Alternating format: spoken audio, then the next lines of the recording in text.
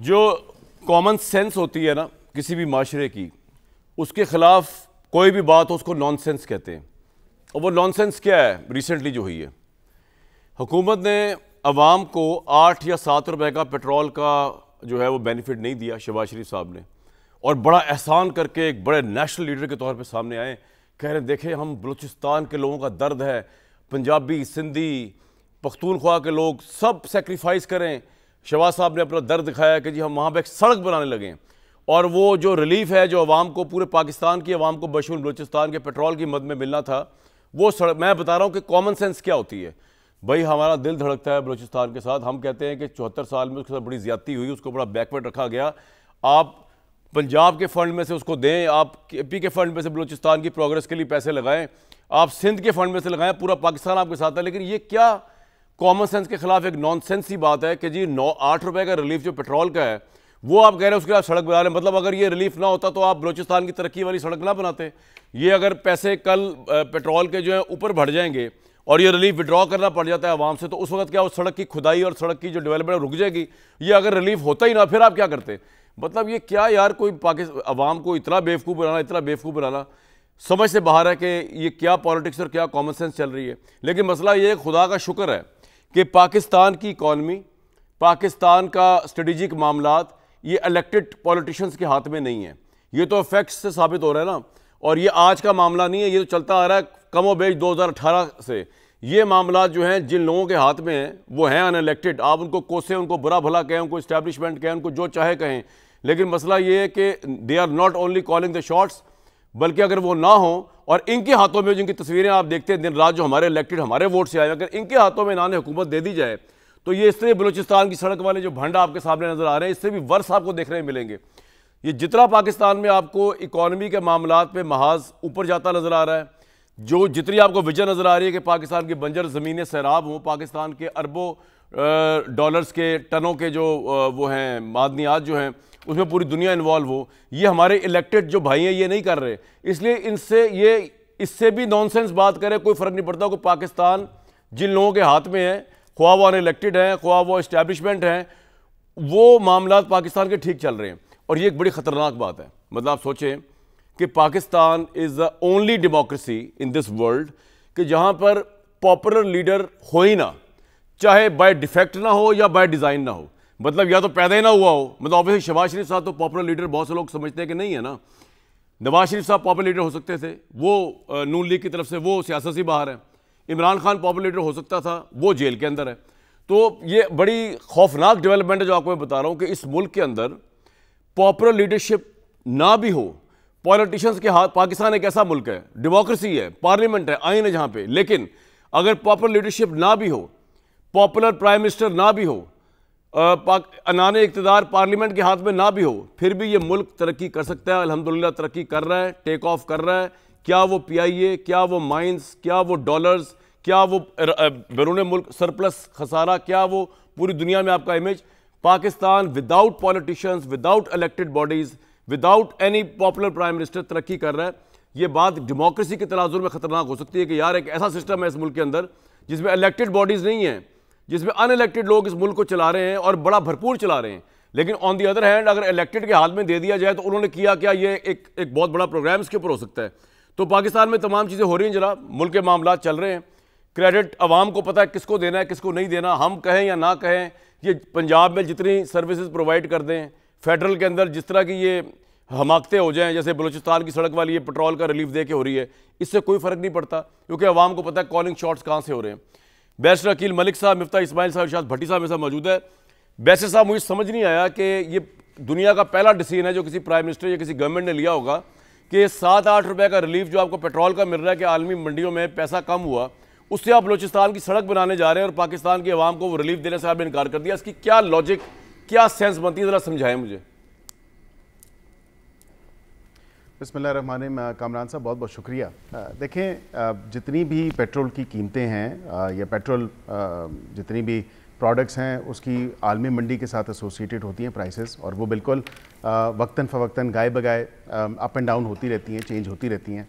आपने देखा कि पिछले पूरे 1.5 साल के हवाले से अगर आप देखें तो इसी नहीं सर, ये पता है, लेकिन ये लॉजिक जो अपनी था, आवाम को रिलीफ मिलना था, पूरे पाकिस्तान को सड़क पे क्यों लगा रहे हैं आप? मैं ये पूछ रहा हूं सर आपसे, आप बिल्कुल मैं सर उस पे भी आ रहा हूं, उस पे भी आ रहा हूं कि ये एक तासुर ऐसे दिया जा रहा है कि शायद हुकूमत ने पेट्रोल की कीमत बढ़ा दी है, तो कतन ये गलत तासुर है। ये आपने रिलीफ नहीं दिया ना, बढ़ाई नहीं आपने, कोई नहीं कह रहा आपने बढ़ाई है, वो जो रिलीफ देना था कम करके वो आपने मिला ना। बिजली की देखें, बिजली की कीमतों में पर यूनिट जो 7.5 रुपये कमी हुई है, क्या वो रिलीफ नहीं था? इसी तरह अगर आप दूसरी तरफ देखें तो ये रिलीफ ही है, क्योंकि बलूचिस्तान वो सूबा है जिसको हमेशा से ये बात एक ज़बान ज़द आम है और कहा जाता है हर फोरम पे, बलूचिस्तान के अंदर से और बलूचिस्तान के बाहर से भी, कि बलूचिस्तान को उसके हकूक नहीं मिल रहे। बहसीयत वफाक बलूचिस्तान के हकूक सड़क तक नहीं है, वहाँ यूनिवर्सिटियां चाहिए, वहाँ इंफ्रास्ट्रक्चर चाहिए, वहाँ इंडस्ट्री चाहिए। 74 साल से लगी सर। आपने जो वज़ीर आला भी वहां बनाए वो सारे सरदार हैं, चाहे वो आज का वज़ीर आला हो या साबका वज़ीर आला हो, वहां तो अवामी वज़ीर आला भी कोई नहीं आ सका। पिछले 20 साल से इस सड़क का मुतालबा था, इस खूनी सड़क को डेवलप करने के लिए। अगर हमने ये सर आप करें, एसडीपी से फंड ले लें, उसमें से फंड ले लें, आपने ये आवाम का रिलीफ की सेंस क्या बनती है? अगर ये रिलीफ ना होता तो सड़क ना बनती वो, या अगर वो जो प्राइस कम होगी, ज्यादा हो जाएगी, फिर आप क्या करेंगे? रोक देंगे सड़क की खुदाई? मैं तो ये कह रहा हूं कि सर उसकी सेंस क्या बनती है?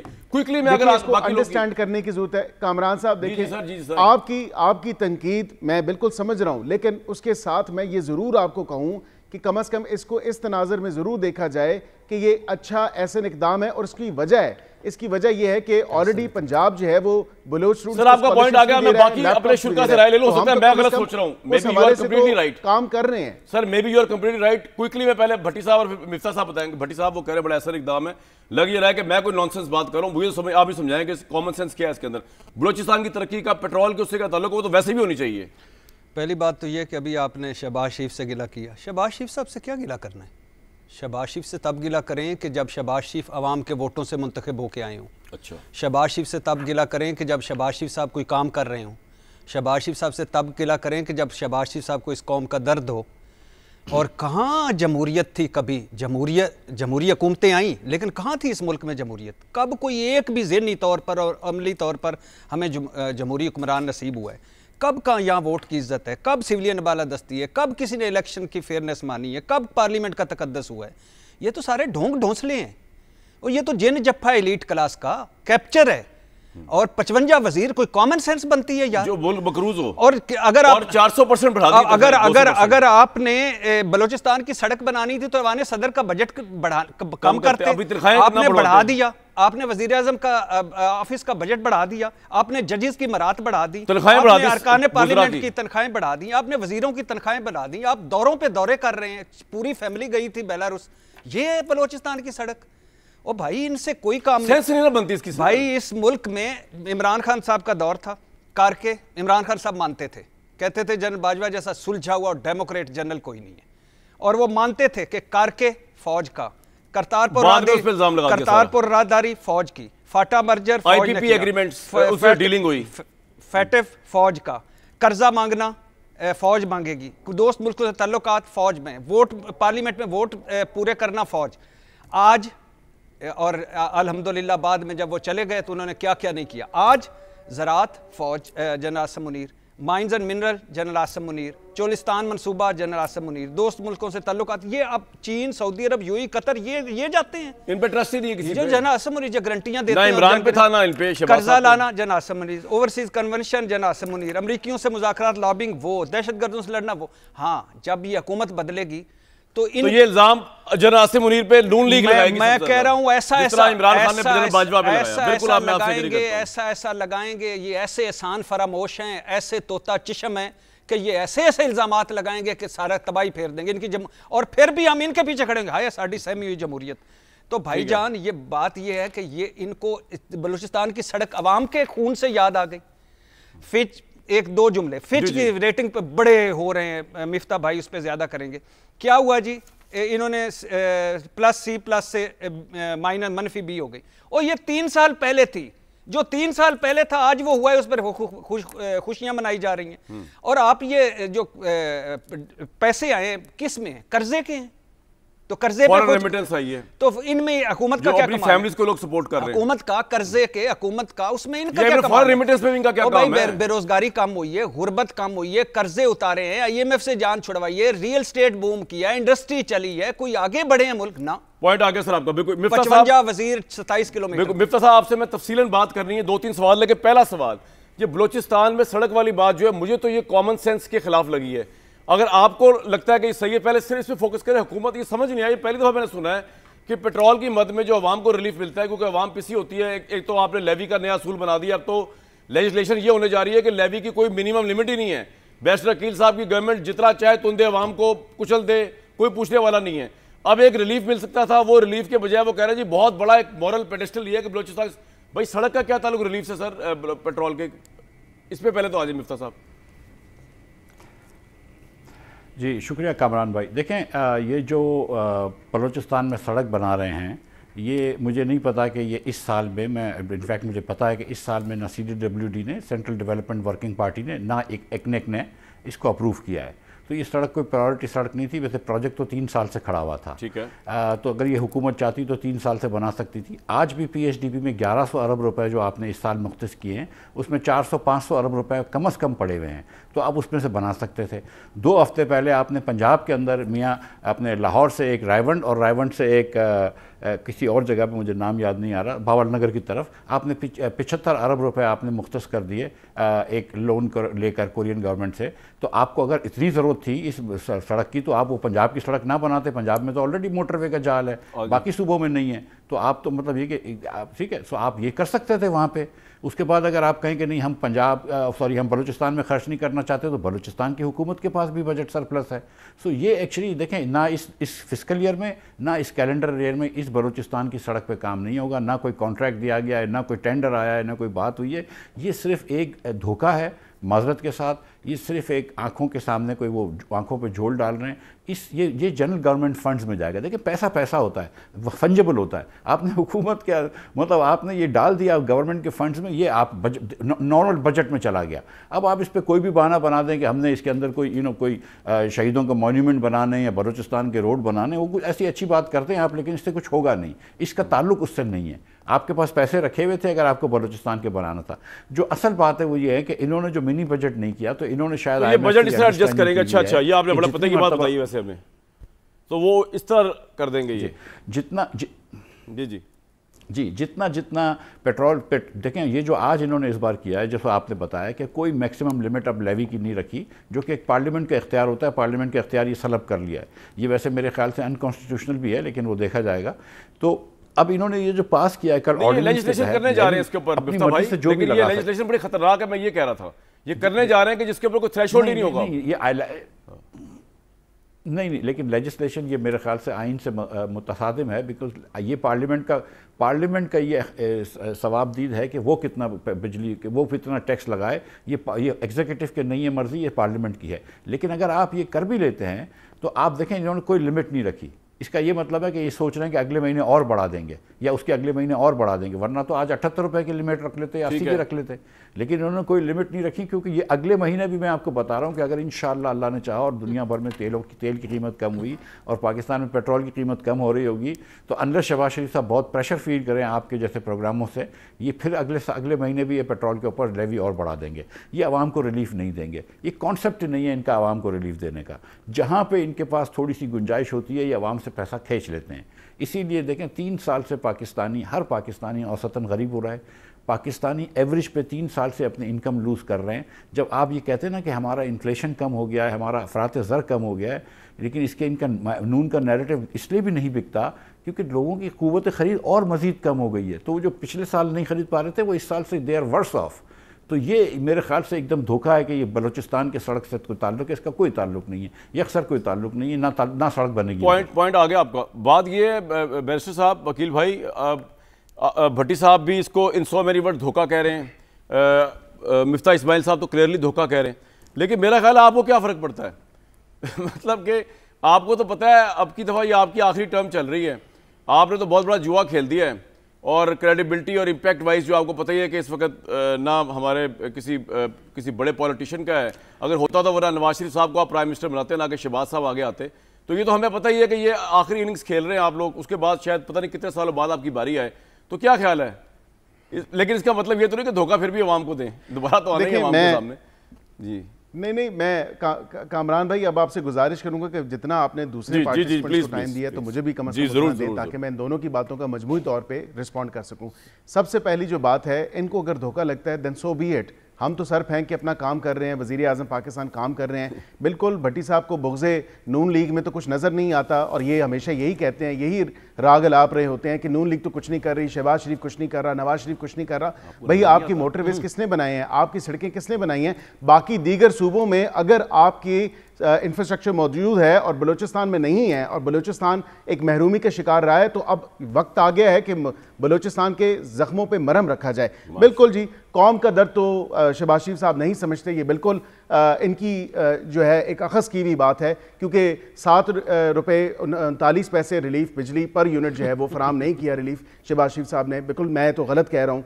इसी तरह अगर आप देखें तो जो PSDP के या SDGs के फंड्स थे, उस हवाले से जो जून जुलाई अगस्त सितंबर के 4 महीनों की तपती गर्मी थी पिछली गर्मियों में, उसमें क्या 200 प्रोटेक्टेड यूनिट इस्तेमाल करने वाले और नॉन प्रोटेक्टेड कंज्यूमर्स को क्या रिलीफ फराम नहीं किया? बिल्कुल जी। इन्फ्लेशन की अगर बात करें तो मैं बिल्कुल अपने भाई इरशाद भट्टी साहब को ये याद दिलाऊं कि इन्फ्लेशन एट ऑल टाइम्स लो है, सिंगल डिजिट में है और 1 समथिंग पे है। आप फॉरेन रिजर्व्स की बात करें, पिछली दफ़ा भी मैंने बात की, इस महीने तो यकीन करें कमाल हो गया।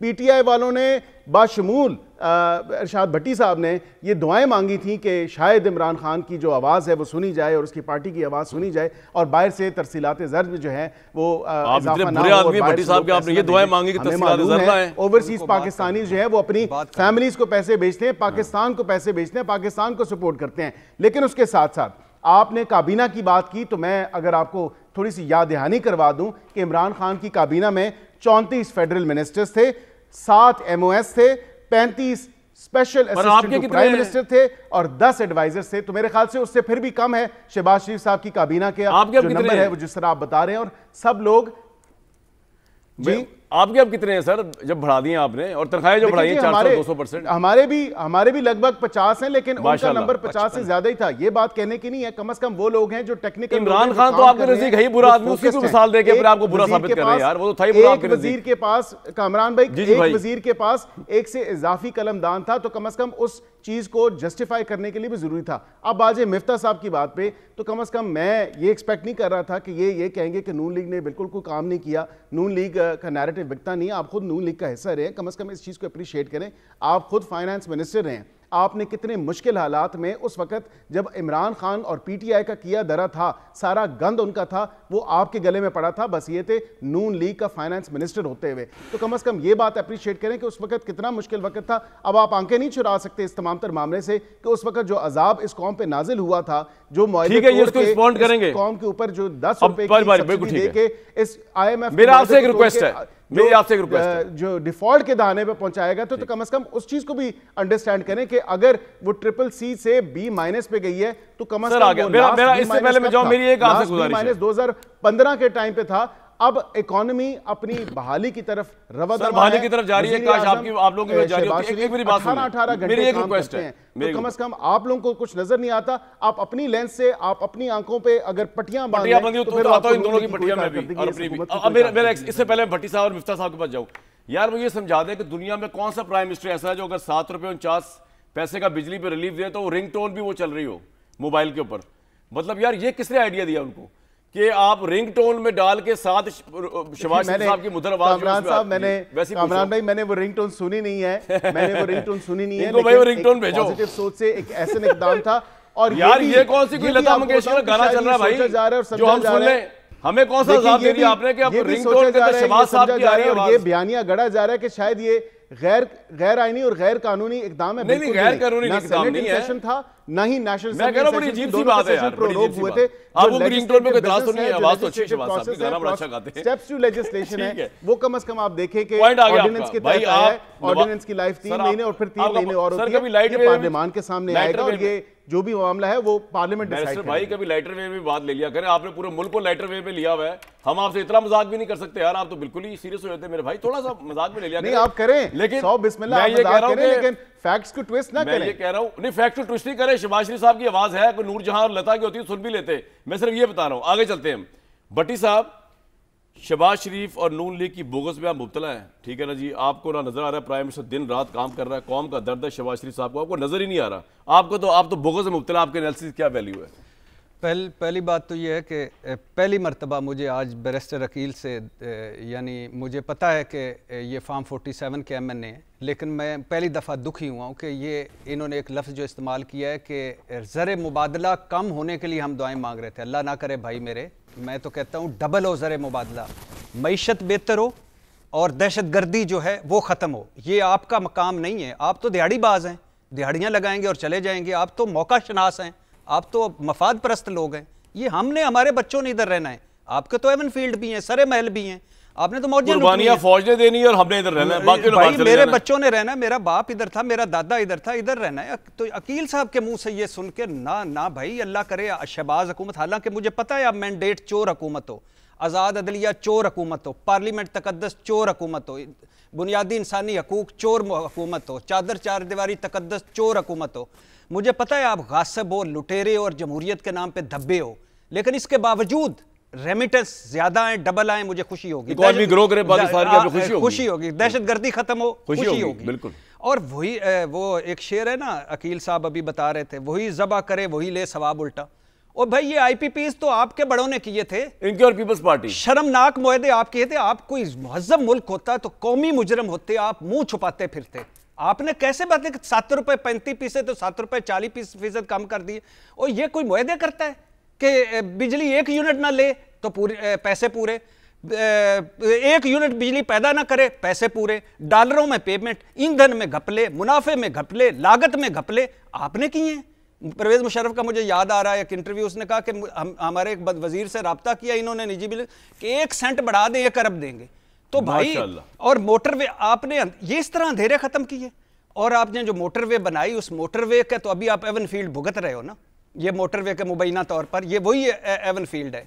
और आप इसके बावजूद भी बातें करते हो, पटियां। लेकिन सर आपको कौम को दर्द है शहबाज शरीफ को, उस पर आपको क्या एतराज है? कौम का दर्द तो हो सकता है उनको, ऐसी क्या बात है? और जो ये रिंग टोन वाला था, मैं बिलीव मी 1-2 मरतबा तो धोखा खा गया कि मैंने फोन किया तो आपको सुनाई दिया ना, वो कह रहे हैं कि बैरिस्टर साहब आप अच्छे कारकुन नहीं नून लीग के, आपको अपने प्राइम मिनिस्टर की रिंग टोन सुनाई नहीं दे रही, और भट्टी साहब जैसे मुखालफिन या मेरे से क्रिटिक सुन रहे हैं। अच्छा भाईजान, हुआ ये कि मैंने फोन किया, आगे से उसने कहा अस्सलाम वालेकुम वरहमतुल्लाह, मैंने कहा वालेकुम अस्सलाम वरहमतुल्लाह, और आगे से वो बोलना शुरू हो गया कि 7 रुपए 50। मैंने बोलना शुरू हो गए प्राइम मिनिस्टर भाई थे, नहीं बोलना शुरू हो गया। क्या बोल रहे थे भाई? बोलना तो शुरू हो गया, बाद में मुझे पता चला ये हमारे वजीर आज़म है, फिर बोलना शुरू हो गया। शुरू तो नहीं हो गए दौरान भाई? मैंने कहा अस्सलाम वालेकुम, उन्होंने कहा, मैंने कहा वालेकुम अस्सलाम। ओ भाई खुदा के लिए यार, मुझसे तो पूछो कि मुझे कौन से, इमरान खान की भी आवाज हो तो मुझे ना पसंद है भाई, मैं रिंगटोन क्यों? और अगर आपने तो वो लगा देते अकील मलिक साहब, वो जो सन जनो हौली जहा लेना मेरा ना, मैं था मर जानी, इसका अंग्रेजी लगा देते, व्हेन स्लोली लेना my name on the spot dead हो जाती है। आपके लिए लगाते हैं, वो लगा दे, इमरान खान की भी नामंजूर, जरदारी साहब की भी नामंजूर, शहबाज शरीफ की नामंजूर, नवाज शरीफ की नामंजूर। वैसे तो अगर एक मिनट भट्टी साहब, एक मिनट, वैसे तो अगर शहबाज शरीफ साहब की आवाज बड़ी मुधर है, अगर वो ये गाना गा लेते हैं अकेले ना जाना हमें ले जाना, अनकरीब उनका ये टाइम आने वाला है। अगला अगर ये 10 रुपए यूनिट होता तो उनका गाना ही लगता। शुक्र है ये 7 रुपए यूनिट। सर आपका पॉइंट आ गया। मिफ्ता भाई आप पे अक्सर ही तनकीद होती है, आज मैं कह रहा हूं कि इसको स्कोर को सेटल कर दे। मुझे गुस्सा चढ़ जाता है जब आपके ऊपर ये सारे लोग पंजे गाड़ के आ जाते हैं नून लीग के। वो कह रहे हैं भाई जब आप नून लीग के वजीर थे, वजीर खजाना, उस वक्त आप इमरान खान पे भी तबर्रा करते थे, आप नवाज शरीफ साहब की विजन को भी अप्रिशिएट करते थे, और उसके अंडर आपने इस मुल्क को डिफॉल्ट से निकाला। आज वही उनका भाई अगर डिफॉल्ट से निकाल रहा है तो हम उसमें क्यों इतने चिंता कर रहे हैं या परेशान है? मेरे भाई इसका जवाब दें, आज जवाब दे के उठ रहा है, वरना जाने नहीं दूंगा। मिफ्ता भाई आपको मैं यहाँ से प्रोग्राम से क्यों जी? देखें सर, अल्लाह की मेहरबानी से आज तो पाकिस्तान को कोई डिफ़ॉल्ट का ख़तरा नहीं है ना जी, माशाल्लाह। आज जो आपने 7 रुपये 8 रुपये टैक्स बढ़ाए, ठीक है, या पिछले महीने जो 10 रुपये टैक्स बढ़ाए, उसमें कोई डिफ़ॉल्ट का खर्चा तो खतरा तो ज़रा भी नहीं है। तो अगर खुदा न खास्ता मुल्क डिफ़ॉल्ट पे नहज पे होता तो ना आप, ना मैं, ना कोई और कहता, अरशद भाई या अकील साहब, कि कोई खुदा न खास्ता टैक्स ना बढ़ाओ, जो करना है कर लो भाई, मुल्क को डिफ़ॉल्ट से बचाओ। ये तो हम सब समझते हैं। ऐसा तो नहीं है ना कि सिर्फ हुकूमत वाले जो हैं वो मुहिब वतन हैं और हम जैसे लोग मुहिब वतन नहीं हैं। मेरे ख्याल से हमारी मुहिब वतनी किसी से कम नहीं है, ना हमें किसी की सर्टिफिकेट चाहिए। सो हम कोई भी पाकिस्तानी डिफ़ॉल्ट नहीं चाहता। और मैंने तो अपनी खुद की क़यादत से लड़ाई करी थी डिफ़ॉल्ट से बचाने के लिए, जब वो सियासत बचा रहे थे। फिर जब मुझे निकाल दिया उसके बाद इसाक डार साहब फिर डिफ़ॉल्ट के दहाने ले गए, तो शहबाज शरीफ साहब डिफ़ॉल्ट डार साहब को छोड़ के खुद अकेले पेरिस गए और उन्होंने बचाया। और मैंने ट्वीट करके उसकी तारीफ़ की कि यस, शहबाज शरीफ ने पाकिस्तान को सेकंड टाइम रोड से बचाया जब इसाक डार डाल रहे थे। ये बात तो हो गई है।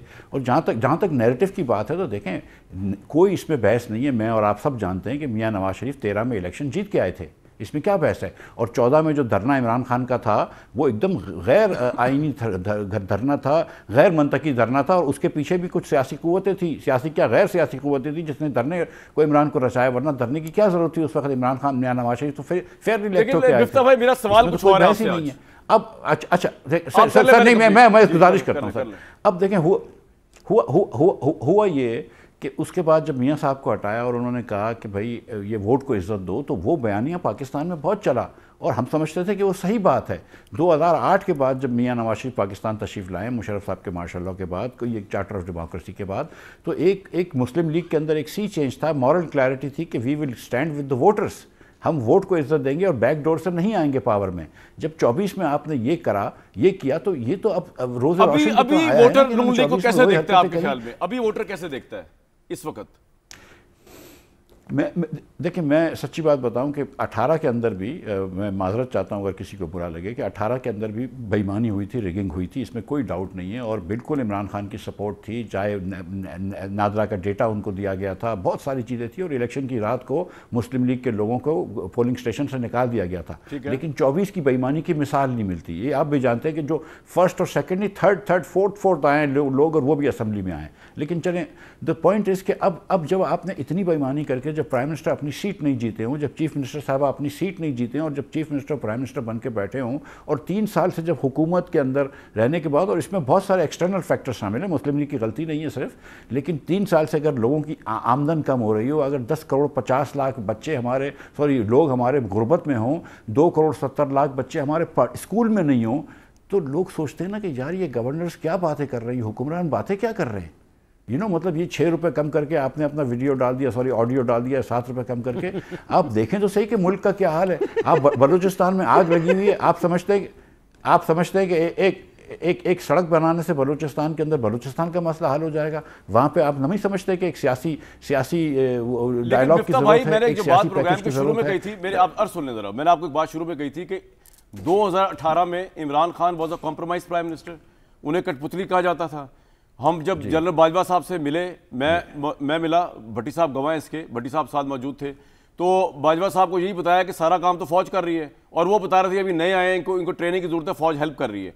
वो सिलसिला जो शुरू हुआ है वो अब तक जारी है। अब ये नए आर्मी चीफ हैं, ऑब्वियसली ये तो बड़े ट्रेंड लोग हैं, उसके बावजूद क्या इनकी विजन नहीं है, इस वजह से फौज को आगे आना पड़ रहा है। जो भी रीज़न हो, सवाल मेरा ये नहीं है कि क्यों आके ये करना पड़ रहा है, सवाल मेरा ये कि ये बड़ी डेंजरस बात नहीं है मिफ्ता साहब के हमारी इलेक्टेड पॉलिटिशियंस को 2018 से 24 तक के, 2018 से 22 तक के हो, जब इमरान खान का दौर था 3-4 साल का, उसके बाद से अब शहबाज शरीफ साहब का दौर हो, वो फेल हो गए। उसके बावजूद पाकिस्तान की इकॉनमी चल रही है, पाकिस्तान चल रहा है, पाकिस्तान टेक ऑफ कर रहा है। इसका मतलब पाकिस्तान में democracy in the real sense, parliament in the real sense, आइन इन द रियल सेंस हो या ना हो, मुल्क फिर भी चल सकता है। Is it not a very dangerous thing और वेरी इंटरेस्टिंग थिंग आपके नजदीक? देखिए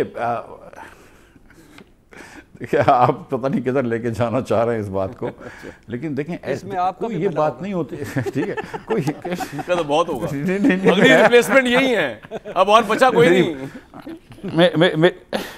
मेरी बात सुने, अगर रिंग पता बस के स्टेशन पे खड़े हो जाते हैं, देखते हैं शहबाज शरीफ साहब की नहीं। जी मुफ्ता साहब कंप्लीट कर लें। अच्छा, मैं सर गुजारिश ये है कि देखें, मुल्क वो तरक्की करते हैं जहाँ पे रूल ऑफ लॉ होता है। ज़रूरी नहीं है कि जमहूरियत हो। पाकिस्तान के अंदर रूल ऑफ लॉ नहीं है, पाकिस्तान डिसफंक्शनल हो चुका है। मैं माजरत के साथ कह रहा हूँ कि हमारी जो गवर्नेंस है, हुक्मरानी, और ये शहबाज साहब की हुकूमत की बात नहीं कर रहा हूँ, मैं तमाम हुकूमतों की बात कर रहा हूँ कि आहिस्ते आहिस्ते हमारी कैपेसिटी कम हो रही है, हमारी फंक्शनैलिटी कम हो रही है। हम अब कुछ भी नहीं कर पाते। हम ना बच्चों को तालीम दे सकते हैं, ना इस्लाहत कर सकते हैं, ना स्ट्रक्चर चेंज कर रहे हैं। जब तक आप इस मुल्क का फंडामेंटल गवर्नेंस स्ट्रक्चर चेंज नहीं करेंगे, जब तक आप लोकल गवर्नमेंट्स को एम्पावर नहीं करेंगे, जब तक आप स्कूल्स के वाउचर नहीं देंगे बच्चों को, आपका ये 20-30 साल का प्रोसेस है। जब आप कौम को तालीम देंगे, बच्चों को आगे लेके आएंगे, और जब आपका ये अशराफिया कंट्रोल इतना है, मेरी गुजारिश सुने, कि जब आपको लगता है शुगर मिल ओनर्स को कि हमारी प्राइस कम हो गई है, हम शुगर एक्सपोर्ट कर देते हैं, नोइंग फुल वेल कि हमको 6 महीने में इंपोर्ट करनी पड़ेगी। लेकिन अशराफिया के सामने ये मुल्क खड़ा नहीं हो सकता। मैं आपको सच्ची बात बताऊं, अशराफिया के सामने एक दिन नहीं खड़ा हो सकता। आज आप देखें, गंदम जो है किसान रुल रहा है 55 रुपए किलो, 2100-2200 रुपए से ज़्यादा किसी किसान को नहीं मिल रहा फार्म गेट पे। ये 3-4-5 बड़े इन्वेस्टर्स पंजाब में खरीद रहे हैं। ये छोटे आरती भी निकल गए, बड़े बड़े स्टॉकिस्ट और इन्वेस्टर्स खरीद रहे हैं। यही आपको गंदम जो है ये 70-80 रुपए का बेचेंगे जून जुलाई के अंदर, और सितंबर के अंदर इससे महंगा होगा, और दिसंबर में आपको इंपोर्ट करना होगा। तो आप ये सोचें कि हम ये क्या कर रहे हैं कि हमने फार्मर्स को भी मार दिया। पिछले साल से इस साल फसल कम हुई है, इस अगले साल शायद इससे भी कम होगी। आप सिंध का भी यही हाल है, पंजाब के भी फार्मर्स का ये हाल है कि 50-50 रुपए, 2000 रुपए की वो गंदम बेच रहे हैं। आज से 4 साल पहले वो 2200 रुपए की कम से कम मिनिमम प्राइस होती थी। तो हम अपने आप से ये पॉलिसियाँ ख़राब करते हैं। गंदम की पॉलिसी हमने ख़राब कर दी। यहाँ पे लोग बढ़ रहे हैं, यहाँ पे पैदावार कम हो रही है। खुदारा थोड़ी सी तो अक्ल से काम लो ना। सिर्फ अशराफिया के कंट्रोल में रह के तो हर चीज़ नहीं होनी चाहिए। मैं आपसे एग्री करता हूं, और भी तो मैं हैरान होता हूं कि हर गवर्नमेंट ने चीनी माफिया को सपोर्ट किया, हर गंदम ने आटा माफिया को सपोर्ट किया। ये अवाम के वोट से आते हैं या इन माफियाज के वोट से आते हैं? एक ब्रेक के बाद बैरिस्टर कील साहब बड़े अहम तरीन सवालों के जवाब जरूर देंगे। मैं ये नहीं कहता कि हमारे मुल्क के सियासतदान 2 नंबर है, मैं रिस्पेक्ट पॉलिटिशियंस, लेकिन इस मुल्क के सियासतदानों ने 10 नंबर सियासत की है, 12 नंबर सियासत की है। आज मैं आपको ब्रेक के बाद आज की झलक दिखाता हूं, एक 10 नंबर सियासत की। अच्छा, ये जो 10 नंबर सियासत हो रही है, ये आप देखेंगे जब नून लीग गवर्नमेंट चली जाएगी, ये भी कर रही होगी। ये जिसके तफैल ये सारा काम करवा रहे हैं ना इस वक्त, क्योंकि खुद तो ये कर नहीं पा रहे, ना इनके पास कोई मेरा ख्याल से क्रेडिबिलिटी है, ना इनके पास कोई ताकत है, ना कोई विजन है। ये जिसके जरिए करवा रहे हैं, एस्टैब्लिशमेंट के जरिए। अब आवाम में अप्रूवल लेने के लिए कोई एंटी एस्टैब्लिशमेंट वोट बिकता है। ये जब हुकूमत से निकलेंगे, ये उसी तरह 10 नंबर तरीके से बिहेव करेंगे, जिस तरह मैं अभी आपको सुनवाऊंगा कि आज का सियासतदान किस तरह 10 नंबर तरीके से बिहेव कर रहा है। ये वो सियासतदान है जो 2018 की एस्टैब्लिशमेंट का बेनिफिशियरी था, जिस तरह आज नून लीग के बारे में कहा जाता है कि वो बेनिफिशियरी है मौजूदा हालात के। एक ब्रेक के बाद दिखाते हैं जी आपको। भाई 10 नंबर सियासत बताने लगा आपको क्या है, सुनवाएं जी। वो कहता था ना वज़ीर बलोच केपी का कहता है, वो सहाफ़ी बैठे होते हैं सामने 2 नंबर, तुम्हारी 10 नंबर सियासत है। मैं दिखाता हूँ किस तरह, सुनवाएं जी जरा उसको। इस मुल्क की एस्टेब्लिशमेंट ने सियासत के बजाय इस मुल्क को डंडे के जोर पर जबरदस्ती लोगों को बिठाकर हुकूमतें बनाना शुरू कर दी, और उसी दिन से पाकिस्तान नीचे जाना शुरू हो गया। अभी ये 2024 का इलेक्शन जिस तरीके से बदतरीन धांधली की गई है, ये सबूत है इस बात का कि तुम्हें पाकिस्तान में इलेक्टेड नहीं सिलेक्टेड लोग चाहिए, क्योंकि तुमने असल में हुकूमत चलानी होती है और तुम्ही ने असल में हुकूमत गिरानी होती है। तो जब हुकूमत तुम चलाओ और तुम गिराओ, तो फिर ये असेंबलियां क्यों बनाई गई, आइन क्यों बनाया गया? तो फिर अगर आप जज भी हो, आप वकील भी हो, आप मुद्दई भी हो, तो ऐसे मुल्क नहीं चलते। वो इमरान खान जो सिर्फ और सिर्फ इस कौम की बात करता है, आज वो बेगुनाह जेल में है। किसकी वजह से? क्योंकि निजाम को खतरा है उससे। फैसला साजों को गुलाम चाहिए, लीडर नहीं चाहिए। इसलिए ये ऐसे लोगों को मुसल्लत करते हैं जो इनके जूते पालिश करें। अगर जूते पालिश करने वाले हमारी कौम के फैसले करेंगे तो हम गुलाम इब्ने गुलाम बनेंगे। अवाम की आवाज जिनके कानों में नहीं जा रही, इसका मतलब है कि वो अवाम के खैर ख्वाह नहीं है। हमारी लीडरशिप जेलों में, हमारे वर्कर जेलों में। आगे बढ़ो, मुत्तहिद हो जाओ, इकट्ठे हो जाओ और अपने आप को साबित करो कि तुम जब टकराओगे, या पहाड़ को तोड़ूंगा या सर को तोड़ूंगा। वो वक्त करीब है कि हमारी जीत करीब है। इमरान खान हमारे दरमियान होगा, कोई उसको बंद नहीं कर सकता। वज़ीर आला केपी साहब, आपकी हसीन जुल्फों की कसम, ये जितनी आप बातें फरमा रहे थे ना, डंडे की जोर पे हुकूमत करते हैं, डंडे की जोर पे प्राइम मिनिस्टर आता है, डंडे की जोर उतारता है। ये सबसे पहले तो आप इमरान खान के मुतालिक बता रहे थे। डंडे की जोर पे 2018 में बाजवा साहब के साथ मिलकर आप आए, डंडे की जोर पे प्रेसिडेंट आया, डंडे की जोर पे वज़ीर आला पंजाब आया, डंडे की जोर पे आपने हुकूमत की, डंडे के जोर पे आपने पार्लियामेंटेरियंस को भेड़ बकरियों की तरह हांका, वोट ऑफ कॉन्फिडेंस लिया, बजट का वोट लिया, डंडे की जोर पे सुपर किंग बाजवा साहब से। लेकिन पॉइंट ये है, उसके बाद ऑब्वियसली आपने नाशुक्री की, उसके बाद आप फौज के खिलाफ हो गए, कोई बात नहीं, क्योंकि उन्होंने विड्रॉ कर लिया। फौज का भी कसूर है ऑब्वियसली कि भाई पहली बात तो आप लाते क्यों हैं, फिर लाते तो इनको गिराते क्यों हैं, तो गिराते तो फिर ये करते क्यों हैं। अब भी यही सिस्टम जो चल रहा है, इसके ऊपर बैरिस्टर अकील साहब, आप गंडापुर साहब की तरह कब फौज पे चढ़ दौड़ेंगे? क्योंकि जब अवाम आपसे पूछेगी कि इन 4 सालों में आपने ये ज्यादती कर दी, वो ज्यादती कर दी, ये कर दिया, तो आप भी गंडापुर, आपकी जुल्फे तो वैसी नहीं है, लेकिन आप भी गंडापुर साहब की तरह इस तरह ही बातें करेंगे। और दूसरा इसका भी जवाब दे दें कि जूते पॉलिश करने वाली जिन्होंने बात कही और आपको गुलाम जो बताया, ये खुद भी पहले गुलाम थे गंडापुर साहब और इनके लीडर जो थे। तो ये आप कल ये तो नहीं कहेंगे कि जो गवर्नमेंट आपको गिरा के आएगी कि वो गुलाम है, वो जूते पॉलिश कर रहे हैं, क्योंकि आप पे भी ये इल्जाम इस वक्त ये लगा रहे हैं गंडापुर के, आप जूते पॉलिश कर रहे हैं, आप गुलाम हैं। जैसे कल ये जूते पॉलिश कर रहे थे, तस्वीर बांध रहे थे बाजवा साहब के तहरीक इंसाफ एंड कंपनी।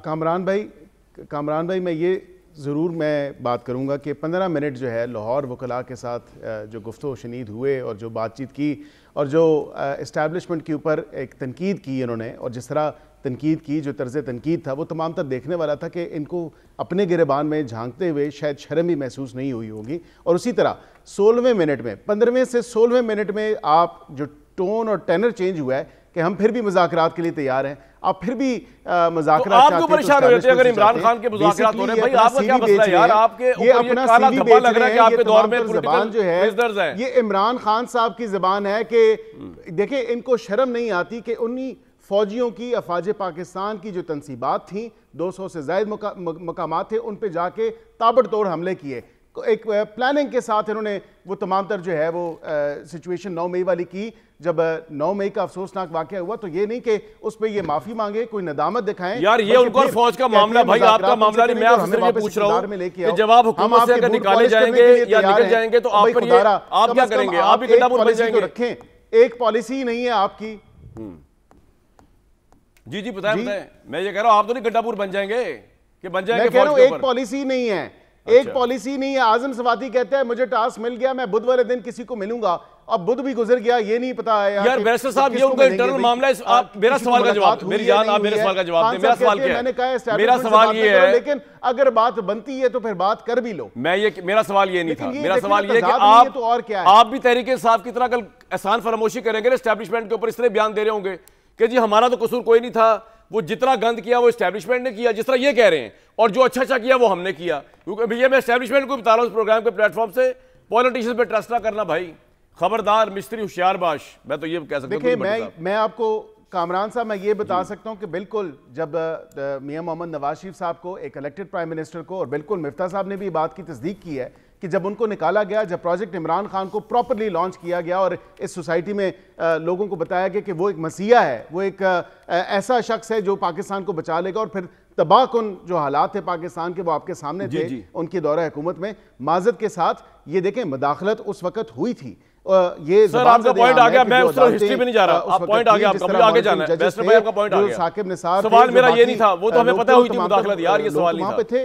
मैं ये कह रहा हूं आपने ये कब, अच्छा आगे चलते हैं। हम देखें, मैं आपको ये जरूर कह सकता हूं, राइट नाउ एक टीम वर्क चल रहा है। वज़ीर आज़म पाकिस्तान क्रेडिट देते हैं जहां क्रेडिट ड्यू होता है, और होना भी चाहिए। स्टेट और हुकूमत बिल्कुल इकट्ठे चल रहे हैं, या कि जहां दो कालिब हैं वो उससे मेरे से बेहतर आप जानते हैं, और मैं तो बड़ी अच्छी तरह जानता हूं पाकिस्तान को बेहतरी की तरफ लेके जा रहा है। मैं तो बड़ी अच्छी तरह जानता हूं, मैं क्या डिटेल बताऊं इसकी। मेरे भाई ये बताएं कि ये फौज का और इमरान खान का मामला है, इसके अंदर नून लीग क्यों करती है? ये जो हमदर्दी 9 मई की करते हैं मुझे बड़ी अजीब से लगती है। आपको अजीब लगती है वैसे? जी बिल्कुल लगती है। और आपको लगता है कि जिस तरह गंडापुर साहब आज एस्टैब्लिशमेंट पे चढ़ दौड़े हैं, उस जमाने में बाजवा साहब की गोदों में बैठे हुए चढ़ के, तो कल नून लीग भी ये कर सकती है? अल्हम्दुलिल्लाह अल्लाह के अभी तो यकजान कल बनेगा, अल्लाह के फजलो करम से इससे आगे जाएंगे। उसकी वजह यह है कि अल्लाह के फजलो करम से मियां मोहम्मद नवाज शरीफ साहब की हमेशा से पूरा ट्रैक रिकॉर्ड देख लें, किसी आर्मी चीफ के साथ उनकी बनी हो। दूसरा पीडीएम देख लें, पीडीएम में क्या करते थे? 26 नुकात, फौज को सियासत से दूर रखना है, असल और वधिया जमहूरियत लानी है।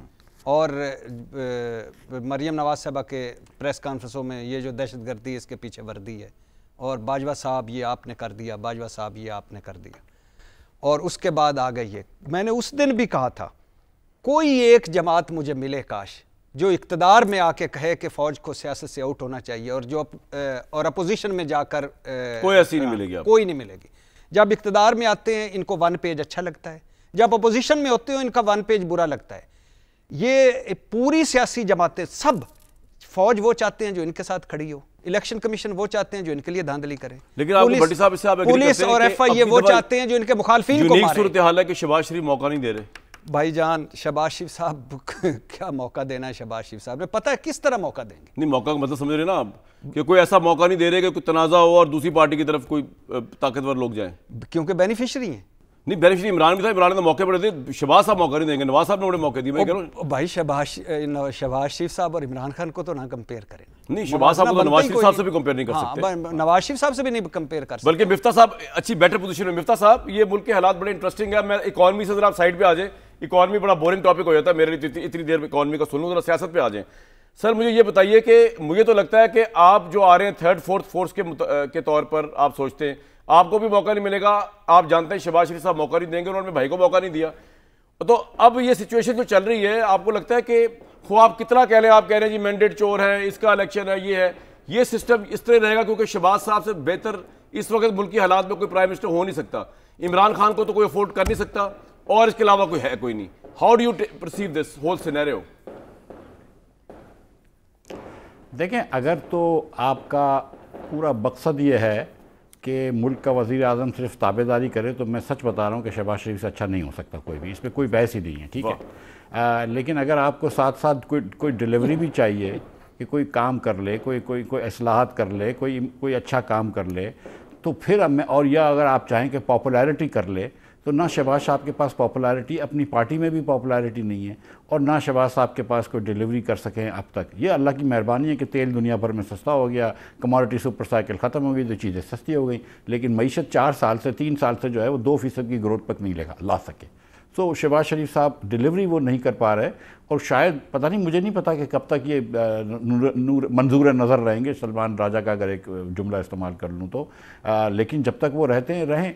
जो बात, लेकिन एक बात मैं आपको बता रहा हूँ, ये मैं भट्टी साहब से इख्तलाफ करूँगा कि मियाँ नवाज शरीफ जो है वो जाके ऐसी ज़बान कभी भी इस्तेमाल नहीं करेंगे शहबाज शरीफ साहब जो इमरान खान ने की है। आप 10 साल से फ़ौज की ईमा पे सियासत करते रहे, और फिर जब आपको फ़ौज ने निकाला इमरान खान को, तो इमरान खान ने जाके उनको मीर जाफ़र बोला, मीर सादिक बोला, उसके बाद 9 मई को आपने इंस्टॉलेशन पे हम न्यूट्रल तो जानवर होता है, हमले करवाए। मतलब ये चीज़ें देखें, पाकिस्तान में 70 साल से फ़ौज जो है वो सियासत का हिस्सा है, और ये लेकिन मिफ्ता भाई मुझे एक बात बताएं, फिर हम शहबाज शरीफ को, मेरी बात सुने सर, हम नून लीग और शहबाज शरीफ को कसूरवार क्यों करार दें जब इमरान खान ने वो हरकत कर दी 9 मई वाली, फौज को कॉन्ट्रोवर्शियली फौज के खिलाफ जो कंपेनिंग करने के बाद उसने फौज के लिए कोई स्पेस छोड़ी नहीं। तो फौज अगर नून लीग को सपोर्ट ना करे, लेट्स सपोर्ट एस्टैब्लिशमेंट, तो और क्या चॉइस छोड़ी है इमरान खान ने? इमरान खान ने कोई चॉइस छोड़ी? आप बताएं मुझे, व्हाट इज द चॉइस? देखिए मेरी गुजारिश ये है सर कि एक तो ये था कि जब 9 मई हुई तो उसके बाद इनको ये PTI को अगर आपको बैन करना था तो फिर बैन करना चाहिए, सारे फैक्ट्स लेकर आते, आप सारे फैक्ट्स नहीं लेके आए लोगों के सामने। अच्छा, ट्रंप भी अमेरिका में जीत गया 6 जनवरी के बाद, लेकिन उसको हुकूमत दे दी। इससे कि ईमानदारी की बात यह है कि मियाँ नवाज शरीफ की सियासत जो है ना वो जवाल पे गई है। 8 फरवरी को इलेक्शन हारना कोई बुरी बात नहीं होती, इलेक्शन सियासी पार्टियाँ हारती हैं, अगली मरतबा जीत जाती हैं। 8 फरवरी को जब ये इलेक्शन हार गए, वो कहते हैं कि हम इलेक्शन हार गए।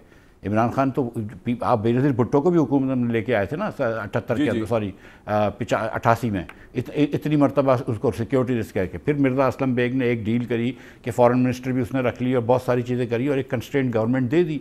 इमरान खान के साथ भी शायद हो सकता कि ख़ुद तो इमरान खान नहीं थे, लेकिन बाकी इसके लोग जो थे वो कोई कोalition गवर्नमेंट में आते, कुछ कंस्ट्रेंट करते, आप वो करते। देखें इस वक्त जो इमरान खान का जो इमरान खान का भूत सवार है कौम के ऊपर, मैं सच्ची बात बता रहा हूँ, या इमरान खान से जो इश्क है कौम को, या वट एवर जो पॉपुलैरिटी है 30-40% इसकी सपोर्ट है, which is the highest Pakistan में किसी भी सियासतदान की कभी भी इतनी नहीं हुई है, वो ख़त्म होगी जब इमरान खान को हुक्मरानी देंगे। क्योंकि आप देख लें इमरान खान की हुक्मरानी KP में आपको नज़र आ जाती है कि हुक्मरानी कोई नहीं है, लेकिन अब कोई इस वक्त इमरान खान की हुक्मरानी नहीं पूछता है, कोई भी नहीं पूछता है, हालांकि क्या हुक्मरानी कर ली है KP के अंदर। राइट।